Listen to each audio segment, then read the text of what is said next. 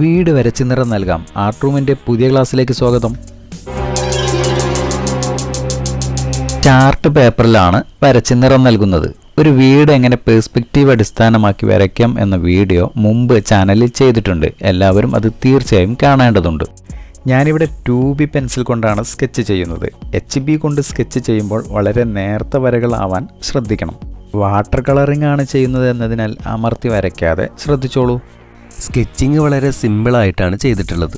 Colouring practice ചെയ്യുന്നതിന് മുമ്പ് എന്താണ് ലൈറ്റ് ആൻഡ് ഷെയ്ഡ്, പേഴ്സ്പെക്റ്റീവ് എല്ലാം അറിഞ്ഞിരിക്കണം. നമ്മുടെ ചാനലിൽ എല്ലാം സ്റ്റെപ്പ് ബൈ സ്റ്റെപ്പായി ക്ലാസ്സുകൾ ചെയ്തിട്ടുണ്ട്. ആർട്ട് ആൻഡ് ക്രാഫ്റ്റിൻ്റെ വിവിധ വ്യത്യസ്ത ക്ലാസ്സുകൾ നമ്മുടെ ചാനലിലുണ്ട്. സബ്സ്ക്രൈബ് ചെയ്യാത്തവർ സബ്സ്ക്രൈബ് ചെയ്തോളൂ.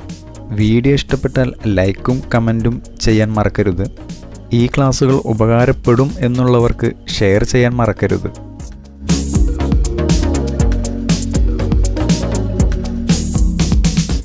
ക്യാമലിൻ്റെ ആർട്ടിസ്റ്റ് വാട്ടർ കളറാണ് ഇവിടെ യൂസ് ചെയ്യുന്നത്. മേൽക്കുര വരുന്ന ഭാഗത്ത് അധികം വെളിച്ചം പതിക്കുന്നതിനാൽ ലൈറ്റ് കളറുകളായ ക്രിംസൺ ലേക്കും ഗാംബോജ് ഹൂം എന്നിവയും ചേർത്ത് ലൈറ്റായി വാഷ് ചെയ്യാം. ലൈവ് പെയിൻറ്റിങ് ചെയ്യുമ്പോൾ മാച്ച് ആകുന്ന കളർ ചെയ്യാം. ഇത് മെമ്മറി ഡ്രോയിങ്ങും പെയിൻറ്റിങ്ങുമാണ്, അതിനാൽ കളർ സെലക്ട് ചെയ്യുന്നതിൽ ഫ്രീഡം ഉണ്ട്. ഏറ്റവും ബുദ്ധിമുട്ടുള്ള മീഡിയം വാട്ടർ കളറാണ് എന്ന് എല്ലാവർക്കും അറിയാം. എന്നാൽ കളറുകളെക്കുറിച്ചും അതിൻ്റെ സ്വഭാവം മനസ്സിലാക്കിയാൽ വളരെ ഈസിയായി മാറും.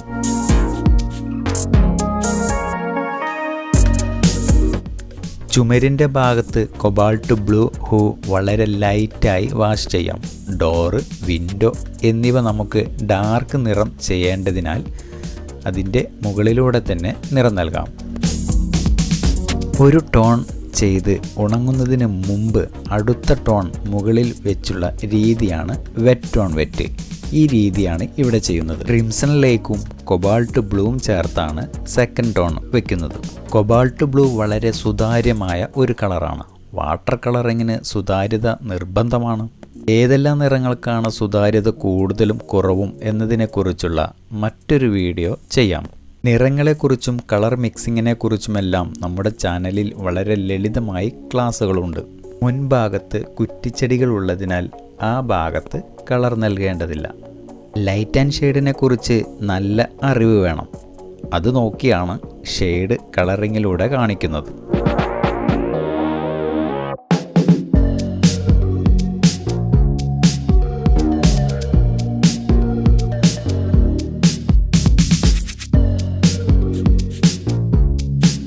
ചുമരിൻ്റെ ഏറ്റവും അടിഭാഗത്ത് ബേൺ സിയന ചെറുതായി വാഷ് ചെയ്ത് കൊടുക്കാം.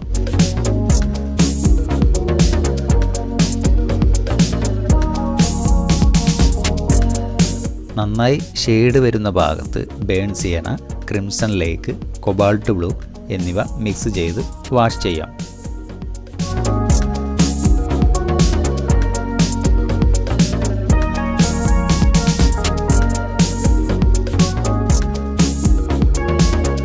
കുറ്റിച്ചെടികളിൽ നന്നായി ലൈറ്റ് പതിക്കുന്ന ഭാഗത്ത് ലെമൺ യെല്ലോ നേരിയ തോതിൽ വാഷ് ചെയ്യാം.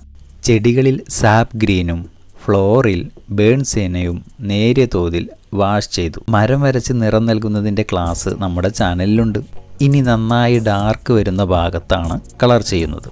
ബേൺ സേന, ക്രിംസൺ റെഡ്, കൊബാൾട്ട് ബ്ലൂ അതിൻ്റെ കൂടെ സാപ്പ് ഗ്രീനും കുറച്ച് മിക്സ് ചെയ്താൽ ഒരു ഡാർക്ക് നിറം ലഭിക്കും. ഏറ്റവും കൂടുതൽ ഡാർക്ക് വരുന്ന ഭാഗത്ത് ഈ നിറം കൊടുക്കാം.